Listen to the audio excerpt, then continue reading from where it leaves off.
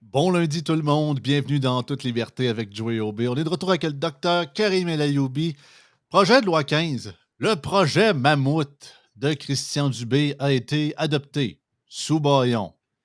Fait que là, il y en a beaucoup pas qui se plaignent. Oui, il y en a qui se plaignent, mais il y en a d'autres qui sont contents. C'est un genre de melting pot de pas mal tout et n'importe quoi. Assez spécial, pareil. Qu'est-ce que que ce super projet de loi-là va nous apporter autant de positifs que de négatifs dans le système de santé québécois? Bon, on en parle ce matin avec Karim dans En toute liberté.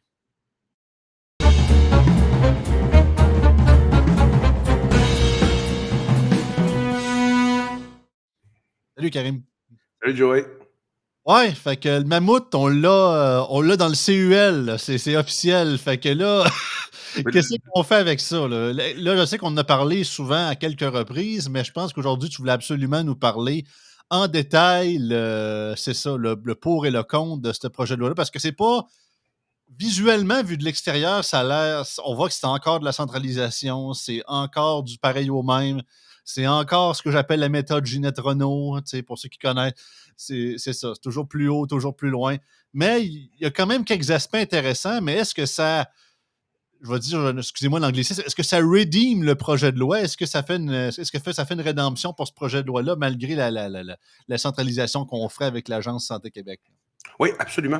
Mais c'est pour ça que je voulais y revenir, même si on en avait pas parlé la semaine dernière, Joey. La semaine dernière, on en avait parlé, mais dans une optique très précise, sur un article précis, et On avait effleuré le sujet, là. on avait effleuré le sujet, puis la discussion était beaucoup plus politique, générale.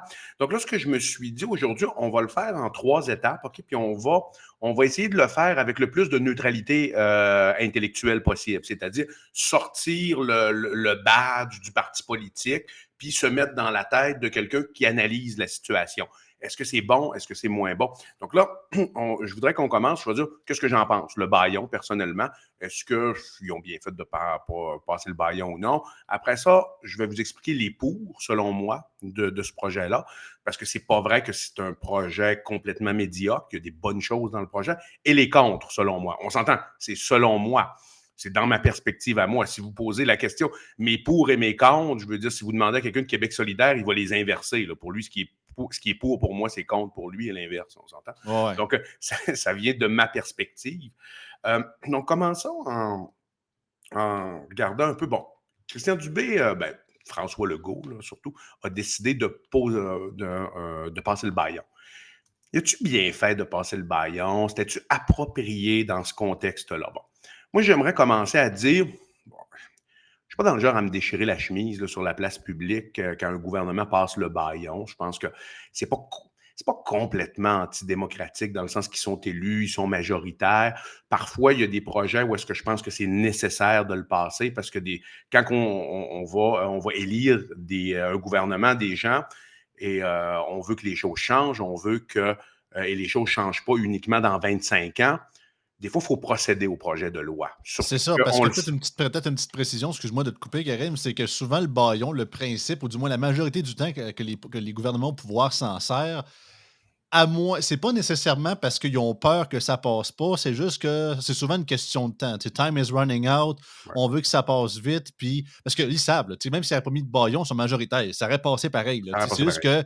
qu'il y aurait eu plus de débats, ça aurait rallongé, puis là, présentement, on est sur la fin de la session parlementaire à Québec, qui finit toujours trop tôt, personnellement, puis revient toujours trop tard, hein, à Oui, mon humble avis. on est d'accord là-dessus. Mais c'est ça. Fait que c'est pas une question de on a peur, fait qu'on vous le rentre dans la gorge, malgré que souvent le bâillon est vu comme ça, puis parfois ils ont raison là-dessus. Ça fait comme une pierre deux coups, mais c'est vraiment en plus une question de ah, ben, excusez-moi l'expression, mais fuck les débats. Écoutez, on a fait le tour, puis souvent même les oppositions se servent des travaux parlementaires, un peu comme Pierre, on voit avec Pierre Poilievre le fait au fédéral présentement sur le truc de la taxe carbone, de délibérément mettre des amendements En plein ça. bidons pour relonger le C'est processus. Ça c'est fait en partie de plein ça. c'est de la C'est ça. stratégie politique. Exactement. Donc, tu sais, et là, si on décortique, donc moi, je suis pour le fait que des gouvernements parfois passent le bâillon. Je pense que c'est nécessaire Mhm. des fois, mais c'est pas toujours nécessaire. C'est parce qu'à un moment donné, c'est sûr que si le gouvernement, à chaque fois qu'il veut passer un projet de loi, il passe le bâillon, ben à ce moment-là, je veux dire, disons on élit un gouvernement monarque pendant 4 ans, l'opposition n'existe pas, puis ça va tout être, tout va toujours être sous bâillon, ce qui ferait pas de sens en soi.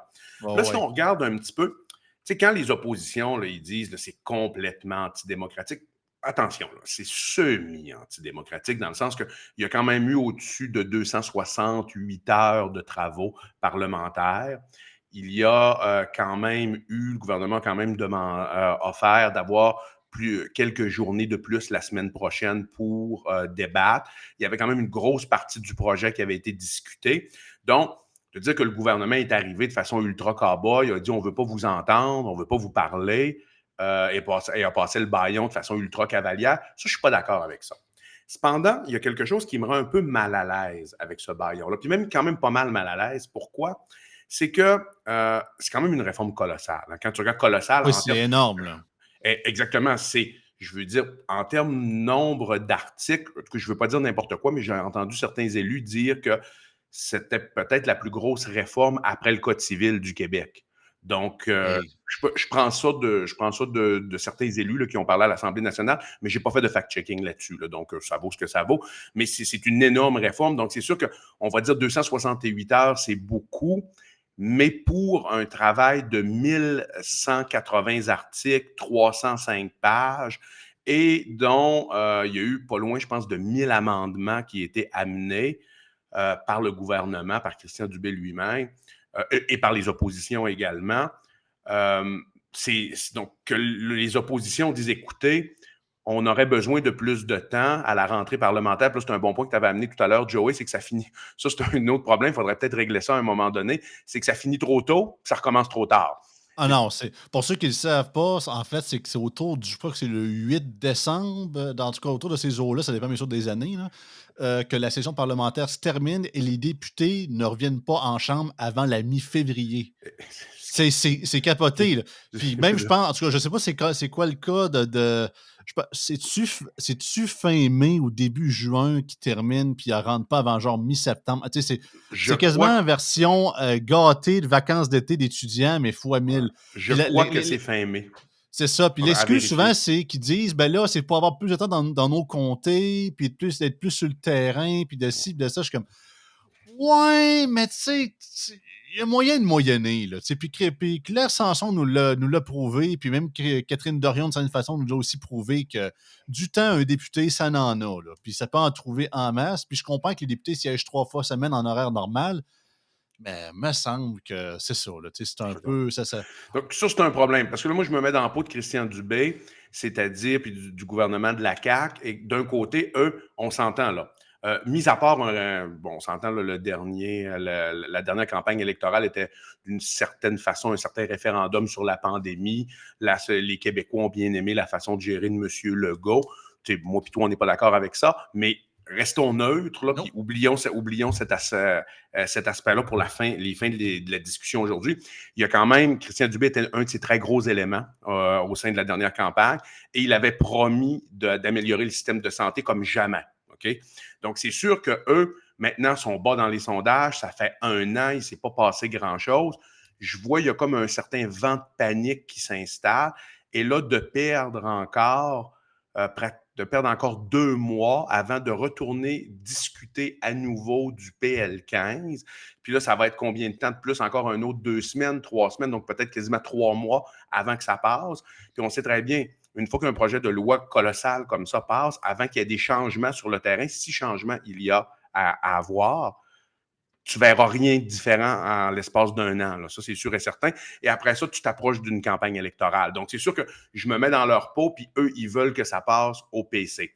Mais d'un autre côté, quand tu regardes les oppositions, puis tu sais, je mets le point que tu as apporté tantôt avec Pierre Poilievre à Ottawa, bon, moi, ça me fait rire un peu parce que, Ah ouais. je veux dire, la taxe carbone, je ne suis pas un fan de ça, donc je trouve ça un peu drôle ce que Poilievre fait. Mais d'un autre côté, moi, je pense que, par exemple, l'attitude que Poilievre a à Ottawa en ce moment, si les partis d'opposition l'avaient à l'Assemblée nationale du Québec envers ce projet de loi-là, là, ça fait preuve de mauvaise foi et c'est juste retardé pour retarder. Donc là, je serais d'accord avec le fait que le gouvernement dit, regardez, là, vous voulez me niaiser, j'écris 11% quelque part, vous écrivez 11,03% juste pour retarder. Ça, on appelle ça de l'obstruction et c'est quand même une composante antidémocratique là-dedans. Donc là, de passer le bâillon, je serais tout à fait d'accord. Cependant, moi, j'ai pas eu l'impression que les partis d'opposition faisaient de l'obstruction délibérément ici. Puis même Christian Dubé, même François Legault, à ma connaissance, ils ne se sont pas plaints d'obstruction de mauvaise foi des partis d'opposition. Je pense qu'ils ont Non, joué c'est la pas game de arrivé. bonne foi. Donc, tu vois, il y a des pour et des contre, mais je pense que globalement, je suis mal à l'aise avec ce baillon-là en raison de l'aspect très colossal et en raison du fait que les oppositions m'ont pas l'air tant de mauvaise foi dans leurs Mais interventions. souvent, ils sont d'accord sur le trois quarts du temps. Là, surtout que je comprends que vu que c'est colossal, c'est certain qu'il va y avoir des trucs qui vont être d'accord ou pas de facto vu la grosseur du truc, mais comment je pourrais dire ça? C'est ça. Le reste, quand tu parles de rajouter de la centralisation, là, tu as QS qui capote bien raide. Les libéraux, même s'ils sont censés être par un parti libéral, bien évidemment, sont le contraire de ce qu'ils font. Ils sont pas. C'est comment il Oui, s'appelle le gars, là? C'est un peu comme le gars à la bourse, se situe Garber ou je sais pas trop quoi. En tout cas, le gars que souvent, à toutes les fois qu'il prédit de quoi, tu fais le contraire, puis c'est ça que même que tu fais de l'argent, là, mais c'est quasiment la même maudite affaire.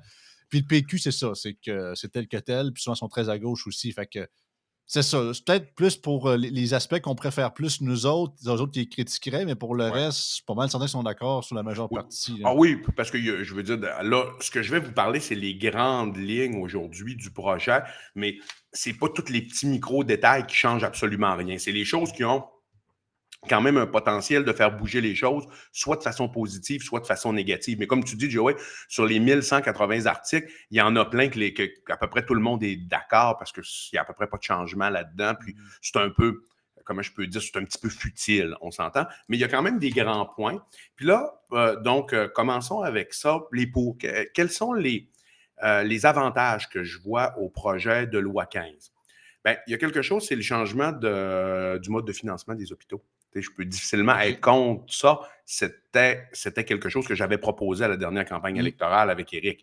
Donc, à partir de ce moment-là, ça, c'est vrai, et ça suit la littérature internationale. C'est-à-dire, les hôpitaux n'ont plus un budget fixe avec une augmentation à chaque année, qui peut être l'inflation, ou un petit peu plus, ou un petit peu moins, dépendamment des conjonctures. Mais plus tu vois de patients vulnérables, plus tu es rémunéré. Donc, ça crée Est-ce un que système de c'est concurrence. est-ce que c'est exactement ce que tu avais proposé, Karim, durant la dernière campagne, ou il y a quelques petites exceptions, quelques petits détails? C'est moins élargi, c'est-à-dire c'est plus OK. graduel, c'est moins élargi. Moi, ce que je voudrais, c'est que la presque totalité des centres hospitaliers fonctionnent comme ça, excepté des centres où est-ce que tu peux pas vraiment faire ça, comme par exemple dans le Grand Nord. Donc, parce que le but, Ouais, c'est ouais. d'instaurer de la concurrence entre les établissements. Dans le Grand Nord, il n'y a pas de concurrence à Fait avoir. Ouais. Fait que là, présentement, c'est lesquels qui sont touchés, puis quels ceux qui sont touchés par ça, puis quels centres C'est hospitaliers qui ne le sont pas? c'est que c'est beaucoup les services d'imagerie qui sont touchés par ça, OK? OK. Oui, exactement. Donc, tu as beaucoup les services d'imagerie qui vont être touchés avec également les services de chirurgie qui vont être touchés. Ça tu as beaucoup de ça. Puis les services d'imagerie, ça avait été, Gaétan Barrette en avait parlé de le faire à l'époque. Pour quelle raison ça ne s'était pas vraiment fait? Je ne le sais pas. Mais même Gaétan Barrette en avait parlé à l'époque, mais ça ne s'était pas réalisé. Sauf qu'avec ce projet de loi-là, clairement, de ce côté-là, ça va dans la bonne direction, avec aussi une ouverture de l'élargir plus. Donc, ça, je ne peux pas dire que ça ne va pas dans la bonne direction ici de ce côté-là. Fait qu'en gros, ça y va par certains types de soins et non pas pour l'ensemble des soins des centres hospitaliers. Exactement. Et est-ce qu'il y a une volonté de faire en sorte que l'ensemble des services de soins hospitaliers aillent dans cette direction-là? Je ne le sais pas. Honnêtement, Ouais, il faudrait voir, il faudrait demander au en ministre tout lui-même. Ouais. En tout cas, pour un mammouth, ça ressemble plus à une souris, du moins sur ce. Je comprends que c'est ça. C'est un gouvernement caquiste, étatiste, sont timides à vouloir. Ça me fait tout le temps rire. Quand c'est le temps de faire des nouvelles structures, d'engager du monde à plein, puis à créer des ministères de toutes pièces, ça, il n'y a jamais de problème. Mais quand c'est de reculer ou changer la structure même, le squelette de tout, rajouter des os, c'est facile, mais de changer comment le squelette est formé, et que c'est compliqué. On y va à catimini, on y va Ben, avec des pinces, puis ben, il faut pas y aller trop vite, trop souvent. Ça va faire. C'est comme un plaster. Au lieu de l'arracher d'une shot, puis on est tranquillement, ça fait mal, ça fait mal, ça fait mal. Ça me fait tant rire. C'est spécial. et aussi, ça va un peu avec la société dans laquelle on vit, c'est-à-dire, Ouais. fais juste regarder, Joey, tu vois, là, avec le peu de choses que le gouvernement demande, un peu de souplesse dans les conventions collectives. Ça, c'est pas le PL15, là, mais pour que le PL15 fonctionne, il faut qu'il y ait de la souplesse dans les conventions collectives. C'est presque une révolution dans les rues. Fais juste imaginer s'il y avait un Ouais. gouvernement du PCQ au pouvoir, je ne sais pas comment ça fonctionnerait. Ce serait quoi? Est-ce que tout le monde arrêterait de travailler? Toute la fonction publique arrêterait de travailler? Non, mais tu vois, je pose la question parce que ce qui est demandé, puis ça, je fais juste une petite parenthèse. Oui, je comprends là, que les employés du secteur public méritent une augmentation de salaire, là, tout à fait. Mais lorsque tu regardes qu'on demande plus de souplesse au niveau des conventions collectives, c'est vraiment la base. C'est-à-dire que ce qui est demandé, c'est que s'il y a une entente de gré à gré, pas forcer l'employé, mais si l'employeur et l'employé ont une entente de gré à gré, c'est-à-dire tu vas faire par exemple, j'ai absolument besoin dans cet hôpital-là que tu fasses des nuits, OK? Je ne Ouais. t'oblige pas, mais je te donne, par exemple, je vais te payer tant et demi, OK? En une entente qui est faite. L'employé dit, OK, moi, je vais le faire. Donc, ça fait l'affaire à l'employé, ça fait l'affaire de l'employeur et ça fait l'affaire aussi de la population parce que tu donnes un service à la population qu'il n'y aurait pas eu. Sinon, si le syndicat n'est pas d'accord, tu ne peux pas. À date, il ne semble pas plier les syndicats de ce côté-là. Ça, je trouve ça très, très, très Non, particulier. puis ils sont devenus avares aussi, j'ai l'impression, là, parce que là, ils pensent que on va dire qu'un peu comme Mario Dumont, ils pensent que vu que le gouvernement est faible dans les sondages, que ça va être à leur avantage. Le problème, c'est qu'il n'y en a plus de cash. Puis je Non, comprends, puis mon but, c'est pas de dire que la CAQ est sainte ni touche, c'est pas sans non, tâche. pas du tout. Ils se sont tirés des genoux à grands coups de shotgun avant même que la négociation commence avec le 30 d'augmentation. Puis parce que là c'est rendu même que parce que les policiers de la SQ, ou du moins des centres ont commencé le grève, eux autres aussi de leur bord, puis puis là, ça va recommencer avec l'histoire des pantalons de couleur qu'on avait vu avec le SPVM il y a quelques années. Ils ont reçu une offre du gouvernement de 21 en startant, puis ils l'ont refusé, puis ils se sont dit on a besoin de plus que ça. Ils sont malades. C'est le gouvernement ne pourra jamais surenchérir plus que ça alors Non, non. qu'il offre 16 à l'autre à côté. Voyons donc. Puis après ça, on défend les travailleurs, solidarité. Ah non, c'est ça, je l'avais fait dans un montage dans mon dernier bulletin de nouvelles la semaine dernière là-dessus, puis moi, c'est flabbergastant. Ça montre à quel point il y a une déconnexion totale entre c'est ça, la réalité du monde, malheureusement. Ben, entre la réalité de la fonction publique en général et le reste, c'est ça, tout le reste finalement. Parce que autant que oui, ils sont essentiels, puis sans autres, la machine ne fonctionne pas, mais à un moment donné, il y a un peu d'orgueil qui s'est créé, j'ai l'impression. Oui, je suis tout à fait d'accord avec toi, tout à fait là, sur ce point-là. Puis, un autre point que là, je ne peux vraiment pas dire que je suis contre, c'est le projet de loi permet euh, lorsqu'il y a des délais déraisonnables, lorsque vous attendez des délais déraisonnables pour avoir une chirurgie, la carte d'assurance maladie va rembourser votre chirurgie dans le secteur privé. Ça vous dit quelque chose, ça? Oui, c'est bol. C'est pas.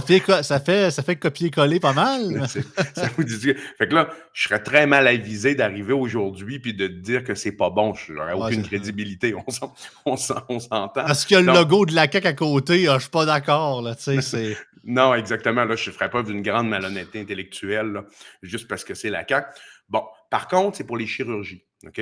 Moi, j'aurais aimé que ce ouais. soit étendu à beaucoup d'autres services parce qu'il n'y a pas juste les chirurgies non plus. C'est sûr que les chirurgies, c'est peut-être un petit peu plus facile de les manager, mais d'autres services spécialisés, par exemple, que ça peut être que ce soit voir un neurologue, que ce soit voir un dermatologue, que ce soit, je pense faudrait vraiment le libéraliser. Mais je vais arriver j'en parle pas plus pour l'instant. Je pense qu'ils vont pas assez loin de ce côté-là, mais je vais t'en parler dans mes contres tout à l'heure.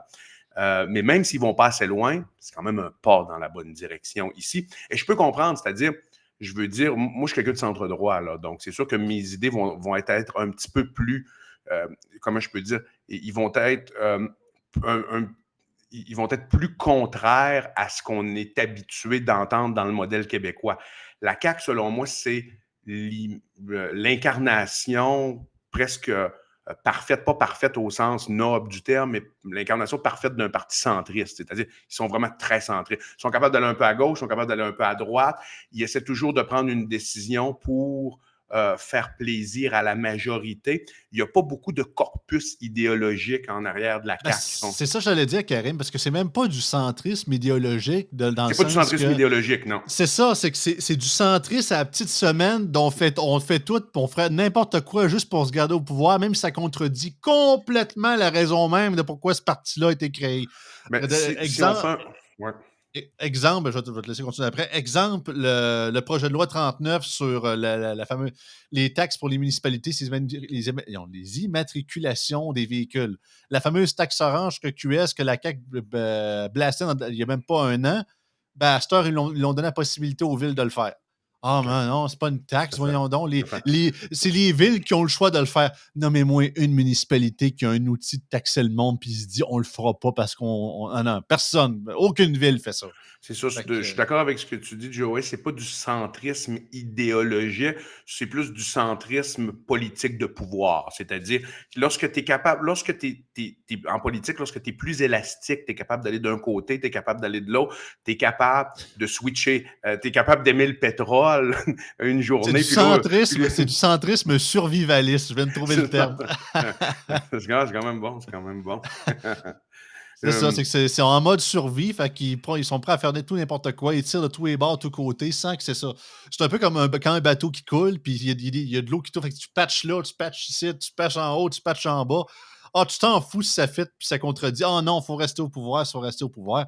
Mais le problème avec ça, c'est que quand tu veux faire plaisir à tout le monde, en bout de ligne, tu fais plaisir à personne. C'est un peu ça qui est tannant. Oui, c'est vrai, mais des fois, ça peut t'aider à gagner des élections. Donc, Ouais. c'est un petit peu comme ça. Sauf que, tu vois, mais sauf que lorsqu'il y a des crises sociales, par contre, lorsque comment je peux dire, les événements d'une société sont beaucoup plus chamboulés, lorsque que ce soit des crises économiques, que ce soit des crises, ça peut être crise de sécurité publique, c'est là que tu as des partis qui peuvent être un peu plus idéologiques, qui ont des chances de prendre le pouvoir. Comme par exemple, Ouais, ouais. on va prendre l'exemple, la conjoncture, juste pour faire une parenthèse comme ça, probablement qu'aux prochaines élections, à la prochaine présidentielle française, tu aurais des chances d'avoir un parti de droite. On s'entend en France, droite et gauche, pas la même chose. Là. C'est-à-dire, là-bas, c'est plus une droite identitaire. Ici, lorsqu'on parle de droite, on parle beaucoup plus de droite économique comme ce qu'on est nous. Mais c'est pas dit que ça va être un parti centriste qui va nécessairement passer en raison mais c'est juste une petite prédiction que je fais comme ça, mais peut-être que Marine Le Pen aurait plus de chances de passer aux prochaines élections si elle décide de rester qu'elle n'en avait aux dernières. Ouais. Tout dépendamment de ce qui se passe, parce qu'en France, ça va pas très, très bien côté la sécurité publique, mais que quelqu'un d'autre pourrait me dire ça fait 15 ans, ça fait 20 ans que ça va pas bien, puis on élit quand même des gouvernements plutôt J'ai centristes. hâte de voir parce que, regarde, je regarde ça d'un point de vue purement extérieur. Puis, disons que Marine Le Pen, après 3 élections présidentielles, j'ai l'impression qu'elle commence à être usée. Là. Tu sais, il y a beaucoup de C'est monde vrai. qui demande de quelqu'un d'autre aussi. Puis, j'ai suivi la dernière présidentielle, puis qu'on aime ou qu'on n'aime pas Éric Zemmour puis son nouveau parti Reconquête, je pense qu'il y avait vraiment, ou du moins, il y avait une certaine montée jusqu'à temps que. Puis c'est vraiment la guerre en Ukraine qui a C'est scrappé vrai. sa montée, qui a fait qu'il n'a pas aller au deuxième tour. Mais je pense qu'avec. Écoutez, je vous dis pas que je suis d'accord ou pas que c'est politique, avec ces histoires de prénoms puis tout ça, mais je parle plus. Je regarde ça purement d'un point de vue analytique, politique, d'un point de vue extérieur. Je me dis si justement, là, on le voit, il y a des attaques à toutes les semaines, des attaques au couteau en France. Puis si ce genre de montée-là continue, puis justement, je pense pas qu'il y aura une deuxième guerre en Ukraine dans 4-5 ans, mais peut-être il y aurait peut-être une chance que ça soit lui. Là, tu sais. Puis encore là, comme je vous dis, on est longtemps, là, c'est une longue prédiction que je fais. Là, je ne mettrai pas 1000 pièces là-dessus. Son problème, c'est Mais, ça, c'est un autre sujet, on en parlera. Ça oh, m'intéresse oui, quand c'est même. On ça. pourrait peut-être en C'est parler dans une autre chronique, mais c'est que son discours était même même pour les Français plus à droite sur le plan identitaire, son discours, des fois, devient inaudible. Là. Il va oh, il est quand même saucé. très, très loin. Mais on s'en parlera dans une autre chronique. Ça m'intéresse quand Pas de même, la trouble. politique française. Euh, Donc, une autre chose qui est un point quand même qui est bon, c'est la portion décentralisatrice. Après ça, on va parler de la portion centralisatrice de ce projet-là, mais il y a une portion qui est quand même décentralisatrice, c'est-à-dire de prendre l'équivalent d'un directeur d'hôpital qui est dans le CIS ou le CIUS en ce moment, donc dans l'organigramme régional, et de le transférer dans chaque établissement. Donc, un directeur d'hôpital par hôpital et par établissement. Okay, donc, peu importe l'établissement de santé. Ça, c'est une vraie décentralisation et ça peut faire en sorte. Encore faut-il qu'il y ait du pouvoir. Christian Dubé a dit qu'il allait avoir du pouvoir. Là, de quelle façon c'est décliné, va falloir voir. Mais pouvoir et imputabilité avec un directeur d'établissement par établissement, ça, c'est de la décentralisation, c'est correct en soi. Euh, Après ça, un autre point qui est quand même, nous, on l'avait suggéré aussi dans la plateforme du PCQ aux dernières élections, donc je peux difficilement être en désaccord avec ça. Après ça, ça c'est un autre point, c'est que c'est pas vraiment un changement parce que ça avait été tranché par les tribunaux il y a quand même plusieurs années. C'est que des fois, quand tu veux aller chercher un service spécialisé dans un hôpital et tu présentes une requête, si ton adresse ne fit pas avec l'hôpital, c'est pas ton hôpital d'attache, entre guillemets, parfois, ils vont te refuser. OK? OK. Et là, ils ont mis dans le PL15, ils ont écrit le noir sur blanc que vous ne pouvez pas refuser des patients, c'est-à-dire un patient qui est, par exemple, à Lévis, il peut tout à fait s'en aller à Québec dans un hôpital pour avoir son service spécialisé.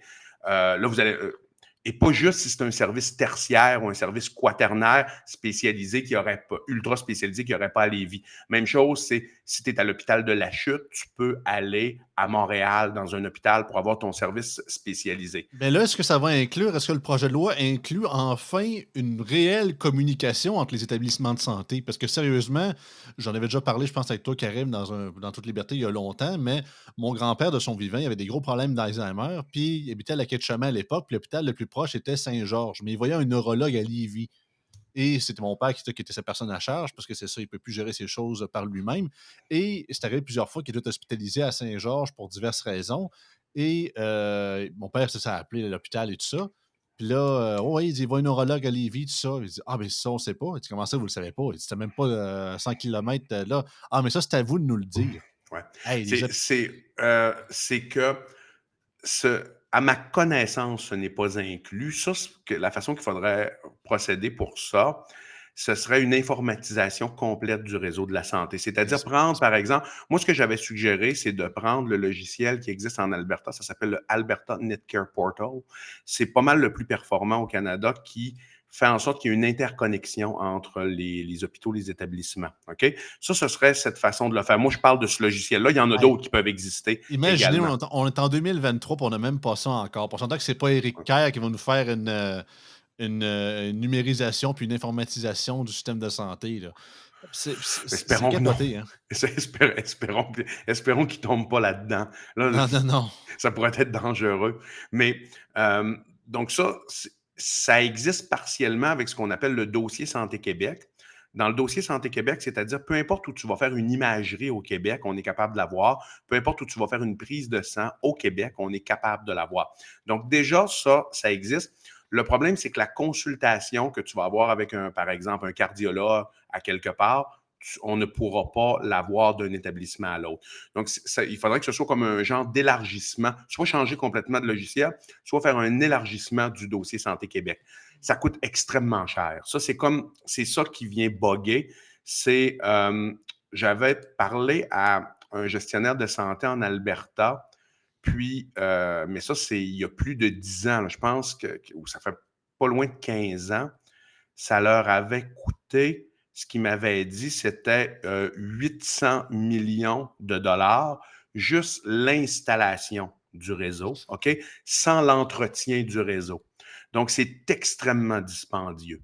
Est-ce que c'est qu'il n'y a pas de volonté de le faire? C'est peut-être pas nécessaire. Puis si eux autres, ça leur coûte 800, ben nous autres, on va probablement être à 2 milliards. Là. Ben, c'est ça. Puis le problème, c'est que plus tu attends, plus ça va coûter cher, là. Tu sais, C'est le ça. step technologique entre, mettons, l'analogique, puis le HD, puis la fibre optique et tout, et peu importe, plus on attend, puis on le fait pas en disant ça coûte trop cher, ben, c'est comme tout le reste. Dans 10 ans, ça va être encore plus cher, puis ça va être encore plus compliqué à faire la transition. Puis si on le fait pas tout de suite, ben encore là, on va avoir des gens qui vont travailler dans le système de santé, qui vont être habitués à des vieilles techniques, puis qui ralentissent déjà le système. Et justement, le simple fait que les hôpitaux tu sais, c'est même pas une question d'hôpital privé, hôpital public, là, tu sais. Tu dis, ah, au moins, si, il y aurait quasiment une raison pour dire, OK, l'autre, c'est un hôpital privé. Tu sais, je comprends que c'est pas le même réseau. Tu sais, on n'est pas dans la même institution, mais c'est des hôpitaux publics du gouvernement du Québec à même pas, tu sais, 100 km de distance, puis ils se parlent pas. pour des dossiers de patients. Puis, ça, on va vous l'envoyer par fax. Non, c'est ça. Ouais, c'est ça. C'est assez spécial. Et même dans des hôpitaux privés, ce serait très facile de l'incorporer. C'est que tu n'as pas nécessairement besoin d'avoir le même logiciel, mais juste le fait que ton logiciel soit connecté au genre de serveur global. Tu comprends? Faire en sorte que. Donc, le but, c'est pas d'obliger un établissement à fonctionner avec un logiciel, parce que peut-être que pour un certain établissement qui est plus spécialisé en orthopédie, un logiciel est mieux appliqué pour eux qu'un établissement qui va faire, par exemple, juste de la vasculaire, comme à l'Institut de cardiologie de Montréal, qui pourrait avoir des logiciels qui sont plus adaptés à leurs pratiques spécifiques. Mais ce qu'il faut que tu aies, c'est un serveur global qui va être capable d'aller recueillir toutes les données. Comme ça, quand tu rentres avec ta petite clé ou avec ton identité, tu es capable de savoir qu'est-ce qui s'est passé ailleurs. Ça, ce serait Ouais. intéressant, mais comme je te dis, c'est vraiment très, très, très dispendieux. C'est ça qui bloque. Euh, Puis le dernier point que je trouvais qui fait de l'allure, c'est de permettre aux travailleurs de la santé de ne pas perdre leur ancienneté lorsqu'ils transfèrent d'un établissement à l'autre d'un secteur à l'autre mais ça, je vais en reparler dans mes comptes tout à l'heure parce qu'il y a un bémol avec ça. Mais de simplifier le fait que si tu es une infirmière qui travaille à un X hôpital, tu veux t'en aller à Y hôpital, tu ne perds pas ton ancienneté par rapport à tes conditions de travail, Ah non, tes vacances, tout c'était ça. stupide que c'est encore là, sérieusement, là. Ouais, ouais. C'était ouais, là-dessus, c'est ça. Je peux pas dire au contraire, monsieur Dubé. Good job là-dessus, parce Donc, que exactement. on n'est pas encore dans la libéralisation de la pratique mixte, encore, mais disons que c'est ça. C'est un Ben là, petit tu me voles mon prochain point. oh, oh, oh! OK, je me ferme la trappe, je me Ben ferme la non, non, trappe. c'est correct. Non, mais non, c'est bon. Tu prends la balle au bras parce que j'arrive dans mes comptes. Qu'est-ce que je trouve qui est dommage dans ce projet de loi-là? C'est que, encore une fois, on est dans un remodelage de structure. On essaie de tirer tous les leviers, c'est-à-dire on n'est pas capable de sortir du paradigme que le ministre, le ministère doivent tirer tous les leviers et faire en sorte qu'ils coordonnent tout. Tu comprends?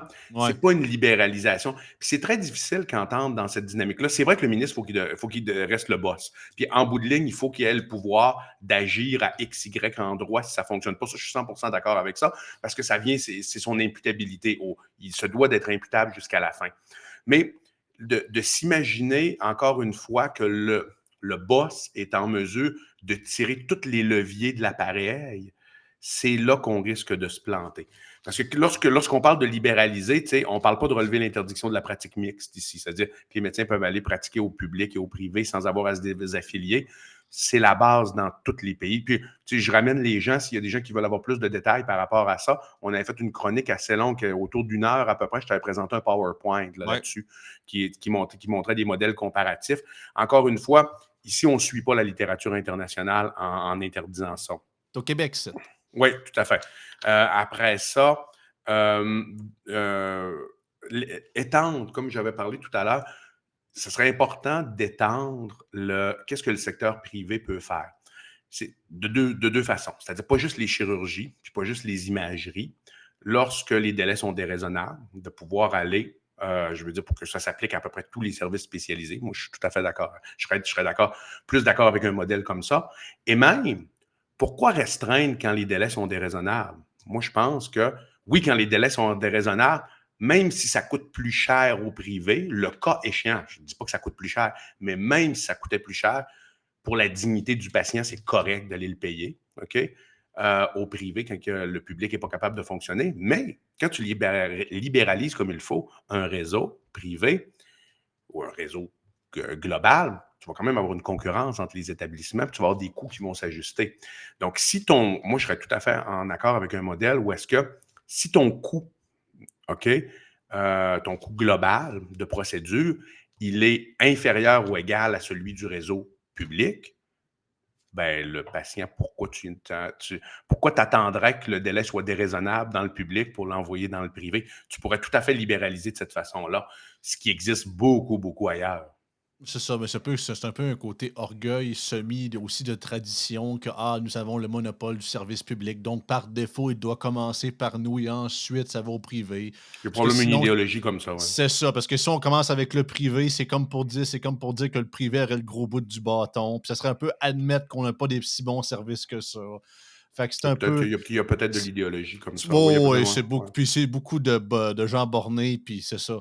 Puis je pense que, avec ton histoire de pratique mixte, je pense que le collège des médecins a beaucoup poussé Christian Dubé à pas le mettre dedans, j'ai Ouais, l'impression. c'est possible. Ça, c'est possible. Ce que tu dis, c'est vrai. Hein? Il y avait pas trop l'air en faveur de ça, mais de toute façon, Bon, ils le seront jamais, là. mais de toute façon, c'est le ministre qui décide. Ça, c'est sûr, sur ces Ouais. choses-là, le ministre a tout à fait le privilège de décider ça. Puis ça se passe dans l'ensemble des pays que je t'avais parlé la dernière fois, ça fonctionnait de cette façon-là. Hein. L'ensemble du monde développé fonctionne pas mal comme ça. Donc, je vois très mal l'inconvénient de ça. Au contraire, j'y vois beaucoup, beaucoup d'avantages. Parce que, comme on dit, le réseau public, parfois, surtout dans certaines spécialités, ils vont le nombre d'actes que tu es en mesure de faire en raison des plateaux techniques va être restreint et l'efficacité de ta séquence de procédure, l'efficacité de ton travail va souvent être moindre. Tu as des gens qui sont capables d'opérer 2 fois plus dans le réseau, 1,5 fois à 2 fois plus dans le réseau privé que dans le réseau public, en raison justement que les conventions, soit il n'y a pas de convention collective, soit les conventions collectives s'appliquent de façon différente, c'est plus décentralisé, c'est plus, je veux dire, il y a un bénéfice à aller à être plus efficace, pas à réduire la qualité du travail, mais à réduire les intermédiaires entre deux procédures pour faire en sorte que tu es plus efficace à la fin. Donc, il y a Ouais, ça. ouais. Après ça, on ne parle pas du tout de donner la possibilité d'avoir un assureur duplicatif, d'avoir pour respecter la liberté de choix des patients et pour, encore une fois, faire en sorte que ce n'est pas nécessairement l'État qui va tout payer. De donner la possibilité aux gens, comme le jugement Shaoli de la Cour suprême l'avait permis en 2005, d'avoir un assureur privé. Ça, ça ne parle pas de ça. Ça Et ça, m'aurait ça m'aurait surpris un petit peu, mettons, là. c'est vraiment. Non, c'est ça. Mais je te dis pourquoi. Tu sais, je veux dire, moi, qu'est-ce qui me déçoit un petit peu. Mais bon.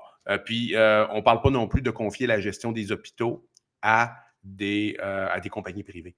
Comme ça se fait, par exemple, tu vois beaucoup en Europe. On avait parlé du modèle Saint-Goran à Ouais, ouais. Stockholm qui était géré par Capio. Après ça, je t'avais montré dans le PowerPoint que tu avais en Allemagne, tu avais quelque chose comme plus de 75% des hôpitaux qui étaient gérés par des compagnies privées, mais tout le monde est assuré, puis soit l'État paie, soit un assureur privé, mais je veux dire, tout le monde est assuré pareil et tout le monde est soigné et plus rapidement.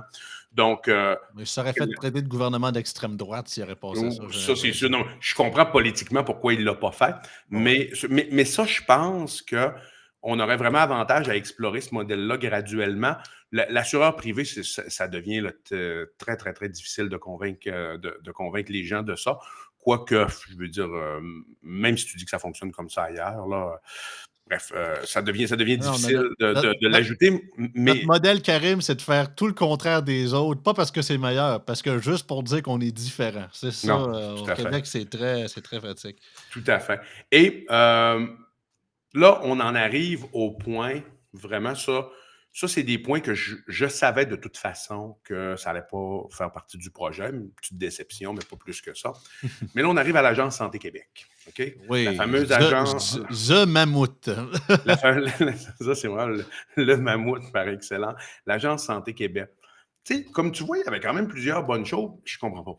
Honnêtement, je ne comprends pas pourquoi ils sont arrivés avec cette agence-là. C'est que, pour bien expliquer aux gens, là, c'est quoi l'Agence Santé Québec? C'est une agence qui va être indépendante du ministère, OK? Ouais. Mais créée par le ministère. Et ce sont des employés du ministère de la Santé qui vont migrer vers. Tu sais, c'est comme si. C'est comme l'OCPM à Montréal, on est indépendant. Ben ouais, ben ouais, ben ouais, ouais, c'est ça. Tu les prends, tu as comme une grosse boîte, puis là, à côté de la grosse boîte, tu crées une autre grosse boîte, puis tu prends des gens dans la boîte A, puis tu les mets dans la boîte B. Mais il n'y a C'est, pas de A, mais il y a pas de A là-dedans, là. On est la boîte B. Non, sérieux, Karim, moi, je vois ça, puis j'ai l'impression, je compare cette réforme-là à un Sunday. Tu sais, tu commences en bas de la coupe, puis c'est ça, tu as des étages corrects. Tu as du chocolat, tu as de la crème glacée, puis le pas pire.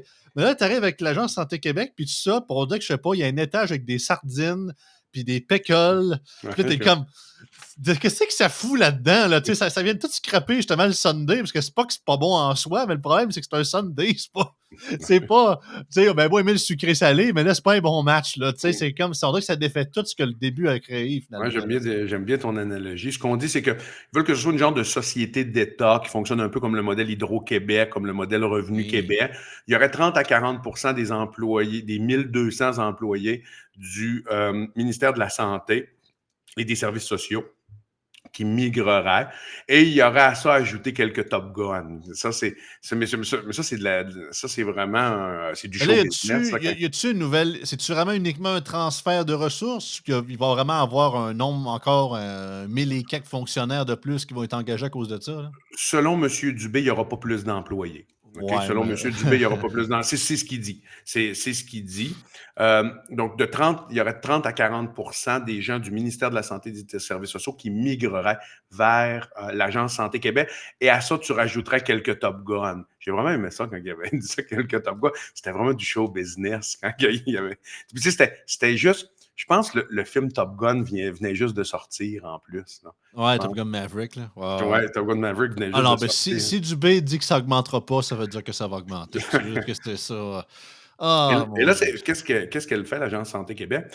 Elle fait passer de 136 à 6 le nombre d'accréditations syndicales. OK? Donc, ça, moi, je suis en désaccord avec ça. Et le point qu'il donne, je comprends le point qu'il donne, mais ce n'est pas nécessaire de faire ça.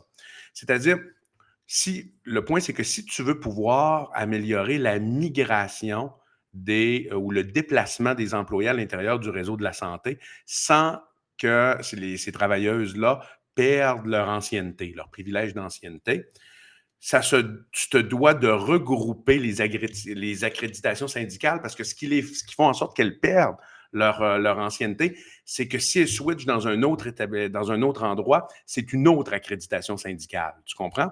Mais tu n'as pas besoin de faire ça. Tu peux tout à fait légiférer en disant que peu importe si vous changez d'une accréditation à l'autre, il se doit d'y avoir un respect de l'ancienneté. Le ministre a tout à fait la possibilité de faire quelque C'est chose comme ça, ça. c'est parce que Mais, c'est les syndicats qui ont, excusez-moi l'expression, mais qui ont eu Dubé par les couilles là-dessus parce que, sérieusement, on voit que c'est vraiment une guerre de clans alors qu'ils sont censés être souvent solidaires, solidarité entre les syndicats. Puis leur monnaie de tout, leur système, c'est le principe d'ancienneté. Puis là, tout d'un coup, ben, ah, ben là, t'es pas. Tu viens d'une autre région, puis c'est ça, même si c'est une autre filiale syndicale, ah non, on t'accepte pas, c'est comme tu vaux rien. Voyons non. parce que, C'est archaïque, mais comme tu l'as dit, tu n'as pas besoin de vouloir, parce que là, ça centralise encore beaucoup plus le pouvoir syndical. oui, Autant on dit, ah, ben ça n'enlève. Oui, mais justement. tu crées un genre de front commun à Ben longueur oui, c'est d'année. ça, là. Tu crées un genre de front commun permanent. Toute la négociation va se faire entre ces 6 agences d'accréditation syndicale et l'Agence Santé Québec de façon ultra centralisée. L'objectif de décentraliser un système, et souvenez-vous encore, lorsque j'avais mis le PowerPoint, ceux qui ne s'en rappellent pas ou qui n'étaient pas là, je renvoie à la capsule. Euh, un des avantages des pays européens qu'on a étudiés, c'est qu'ils le mentionnent, ils ont de multiples employeurs. OK? Donc, la littérature internationale te dit, dans les modèles de santé, que d'avoir de multiples employeurs facilite l'innovation et facilite, je veux dire, le fait de donner des soins plus près des patients et plus appropriés à une certaine communauté. Bon, là, nous, on décide de faire l'inverse. On décide de faire en sorte que les 136 accréditations syndicales deviennent 6 accréditations qui vont toutes négocier directement avec Santé Québec. Moi, ma vision, c'est plus, c'est mieux d'avoir des petites négociations syndicales avec un employeur, avec de multiples employeurs différents. Employeurs Et, locaux, là. employeurs locaux, puis c'est pour ça que le privé fonctionne bien. Le privé, c'est Des fois, donc les gens sont libres de syndiquer ou pas. S'ils décident de syndiquer, oui, Ouais. mais c'est avec une négociation avec le patron et ils négocient directement avec l'employeur, pas dans une structure ultra centralisée. Fait juste imaginer, est-ce que les décisions, les négociations entre ces 6 accréditations syndicales et l'Agence Santé Québec, est-ce que eux, ils vont être en mesure de décliner dans leurs négociations les multiples intérêts différents de toutes les régions et tous Mais non, les établissements? c'est one size fits all, là. Tu sais, ça va très large, c'est très, ambigueux. C'est ça, parce que c'est surtout ça. Une des raisons pourquoi puis à toutes les maudites fois, même durant la pandémie, les infirmières disaient ça, tu sais, c'est pas une question de salaire, c'est une question de conditions de travail. Puis justement, les centres hospitaliers, de manière qu'ils fonctionnent, autant qu'il y a une base pas mal toute pareille, mais il faut qu'ils l'adaptent à la réalité du Ouais, terrain, à la réalité des régions, à la réalité du monde, là, que, je sais pas, mettons, je dis des niaiseries, là, tu sais, à Bécomo, en Gaspésie, ben, il y a plus de chances que tu aies du monde qui ait des hameçons dans les mains que dans le fin fond de Montréal. Puis je dis, absolument. ça a l'air caricatural comme exemple, mais tu sais, c'est plein, ça peut être plein de choses, c'est adapté à la région et tout. Mais c'est ça, en négociant at large pour la province au grand complet, je comprends qu'il y a des principes par rapport au salaire, ou peu importe, certains trucs de fondamental que ça, tu peux négocier at large sans trop de problèmes, mais il y a d'autres trucs qui sont plus touchés que un va le proposer, l'autre va être pas d'accord parce que ça n'a rien à voir avec son système, puis au contraire, ça va le désavantager contrairement à l'autre. Fait que c'est ça, c'est un gros charabia qui ne sert pas à grand-chose. Tout à fait.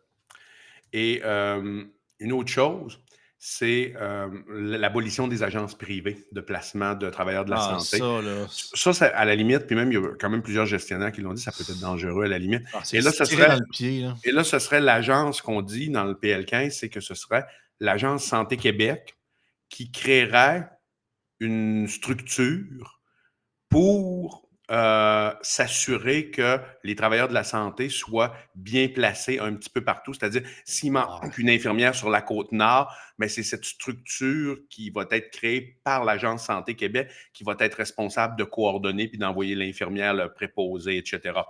Je suis pas persuadé que ça va Non, fonctionner par super bien. définition, ça ne marchera pas parce que c'est le public qui va le gérer. La Euh, raison pourquoi les infirmières vont dans l'agence privée, parce que justement, c'est le privé qui le gère. Ils n'ont pas la même mentalité, ils gèrent différemment. Fait que même si votre agence Santé Québec va être indépendante et tout ça, ça va être encore des maudits fonctionnaires, que soit il y en a plein qui décident de tout, puis il y en a d'autres qui décident de rien.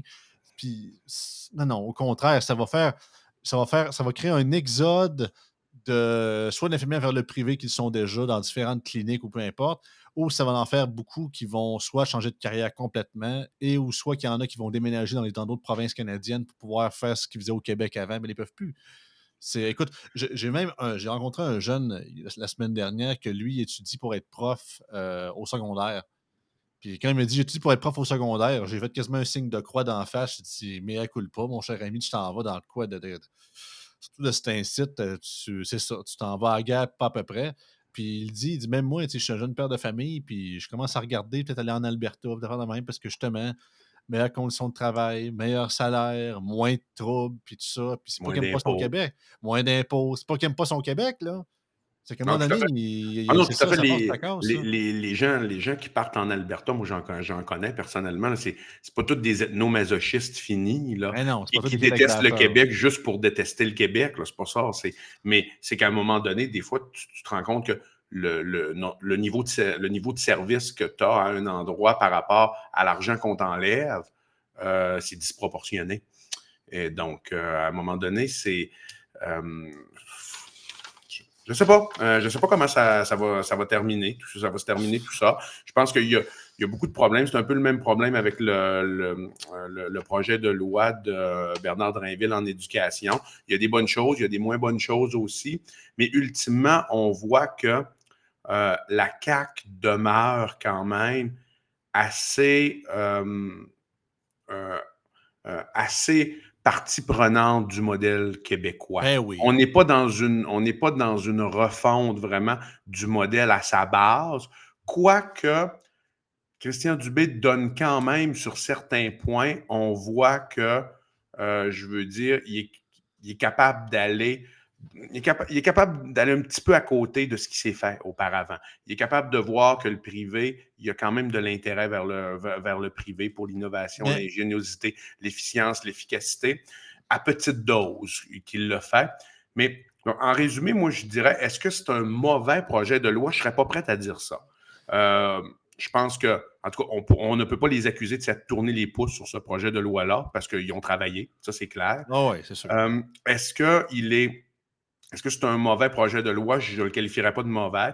Est-ce que c'est un bon projet de loi? Je ne le qualifierais pas de bon non plus. Moyen, là. Je le qualifierais de paradoxal. C'est-à-dire, il y a des bons côtés, il y a des moins bons côtés, et certains mauvais côtés en annulent d'autres qui étaient bons. Comme, par exemple, la décentralisation qui est opérée, mais là, tu l'ultra-centralises d'un autre côté avec l'Agence Santé Québec. Ouais. Donc, disons que je suis ambivalent par rapport à ce projet-là. Il fallait qu'il y ait une refonte du réseau de la santé. M. Dubé, il l'essaie. On va voir qu'est-ce que ça va donner. Je peux me tromper. Peut-être que ça va bien fonctionner. Tant mieux pour la population si ça fonctionne bien. J'espère que ça va bien fonctionner parce que comme travailleur de la santé, je veux dire, être dans un réseau qui ne fonctionne pas bien, ce n'est pas trop intéressant. Disons que je suis ambivalent par rapport à ce projet-là. Ben, après tout ce que tu viens d'énumérer là, Karim, moi, la manière que je vois ça, c'est plate. Comme tu l'as dit, c'est encore, malgré les bons côtés, c'est encore une défense du modèle. Puis encore là, si on parle des deux côtés de la bouche. Puis c'est chiant parce que autant il y a des bons côtés, mais encore là, c'est ça. C'est que, ah, mais voyez, on, comment je peux dire ça? On casse les dogmes, on rajoute des ci, des ça, des affaires de privé, tout ça.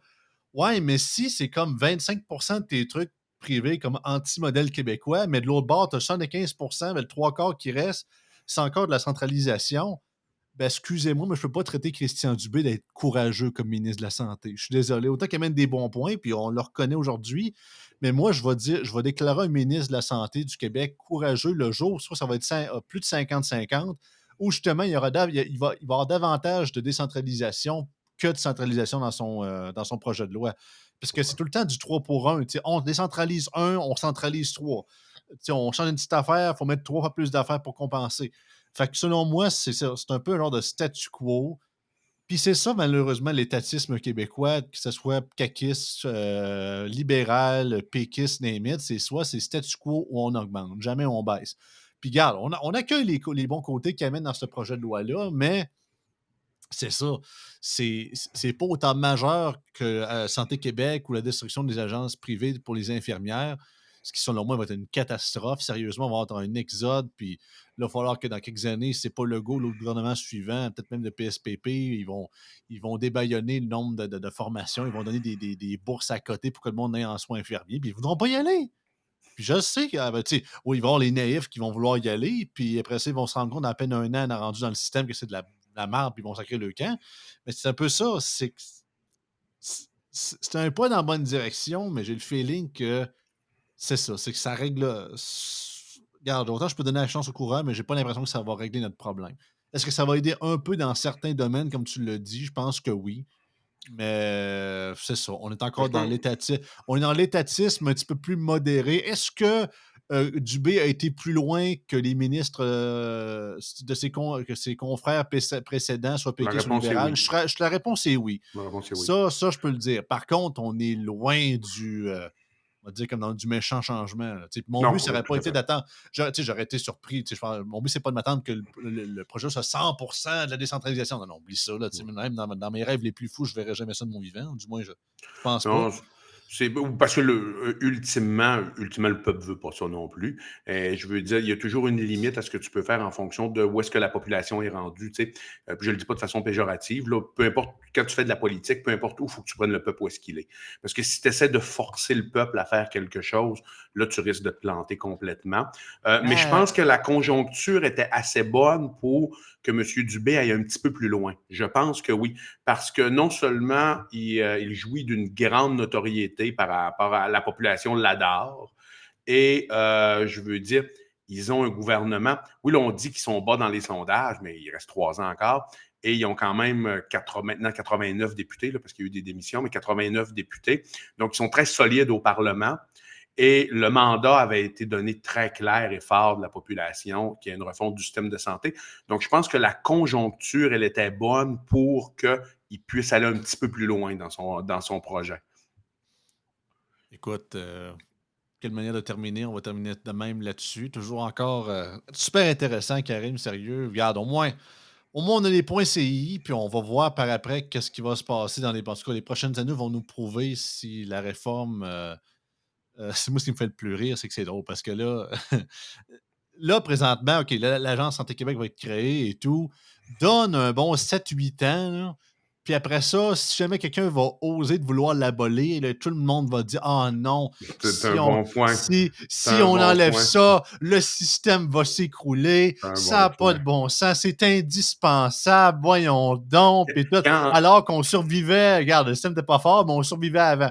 Fait que quand les, attendez l'auto-béatification de cette nouvelle patente-là. Là, ce sera pas très long, dans pas long que c'est ça. On va simplement oser d'enlever un peu de crémage. Ben voyons donc. Il y a déjà pas assez de sucre dans le crémage. Faut pas enlever ça.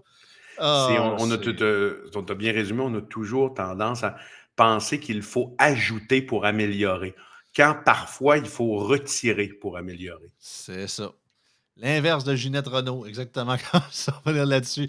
Écoute, merci Karim, on se revoit la semaine prochaine.